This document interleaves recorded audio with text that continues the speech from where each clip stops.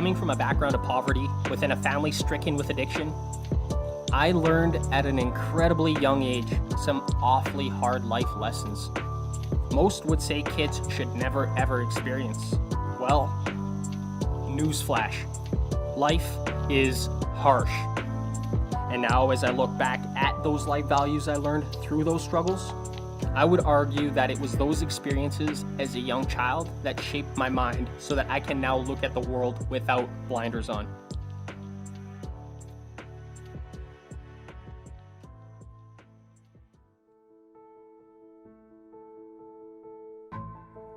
Many of us have lived sheltered lives for years and not by choice. As kids, we can only experience what we were born into. And with no real decision-making abilities for our own self-benefit, we are stuck relying on those around us to share their wisdom and stories which help to shape us into contributing members of society. But what if the people who are in the position of teaching us were never taught themselves how to better cope with life, death, and all the struggles in between? Well, herein lies the problem. We are now experiencing generations becoming more and more out of touch with who they are themselves, and they are attempting to fill this void with distractions and pleasures from outside sources. Today's temptations are extraordinary in measure. They are designed to captivate and hold the mind. Much research about the human psychology has been performed throughout history on this topic. Much of this research is used in all types of advertising and social media platforms. From the color of a candy wrapper and the shape of the lettering all the way to the ambient smells of a room.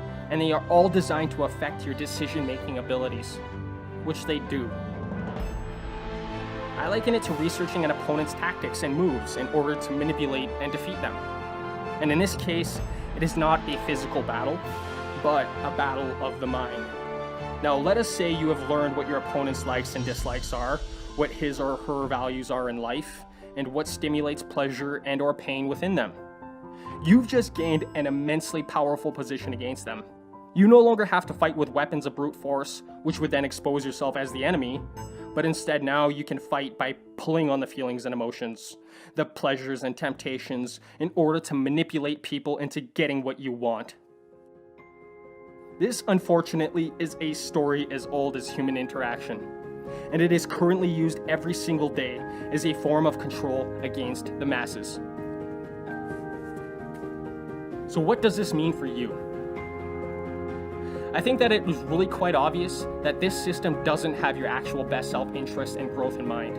So what it really means is self-education. Educate yourself on psychology, the brain's biology, and the human subconscious mind. Because video gaming, drugs, and alcohol, Facebook, Tinder, and Instagram are all perfectly designed pleasure givers. And if you don't have the understanding of how the human machine operates mentally, you will waste a lifetime filling that internal void with all the temptations and pleasures just for a few moments of temporary relief from reality. Self-education is the only way, as our schooling systems are letting generations down. We are not taught how to better cope with our thoughts and emotions, or how to control them through our years of schooling, which are our most developmental and influenced years. We are alternatively taught a ton of useless information that becomes redundant over the span of a lifetime. Our parents were not taught how to cope with their emotions and thoughts through failed education, so they could not teach us how to either. And now we are raising the next generation in the exact same manner, but with the added twist of gratuitous social media usage, accessible with the touch of a finger. Distractions are at an all-time high, and people feel more lost than ever before. When you have better equipped yourself with usable information through self-education, you can now execute on that information. Like, would it not be wonderful to choose how you feel instead of being like a leaf in the wind, emotions blowing whichever way life's twists and turns take you? Wouldn't it be awesome to not get angry in traffic or to not have that constant urge to check on your phone? Of course it would. So this is where you pull out that search bar and dive in. We can either use technology to keep us down, or we could choose to use it responsibly, to elevate our lives. There is plenty of information out there for those who earnestly seek it. It all comes down to choice. You know a problem exists.